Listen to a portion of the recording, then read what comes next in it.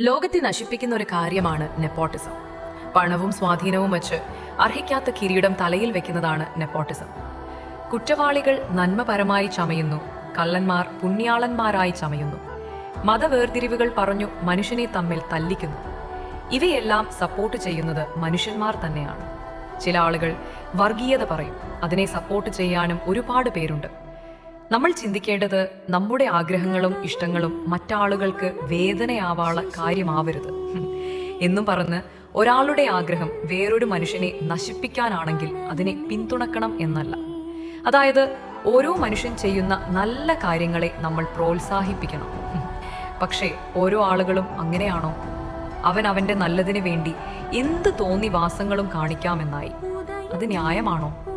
ശ്രദ്ധിക്കേണ്ടത്, എന്തൊക്കെ പറഞ്ഞാലും എന്തൊക്കെ നല്ല കാര്യങ്ങൾ ചെയ്താലും ആട്ടും തോലടിഞ്ഞ ചെന്നായ എല്ലാവരുടെയും കൂട്ടത്തിലുണ്ടാവും.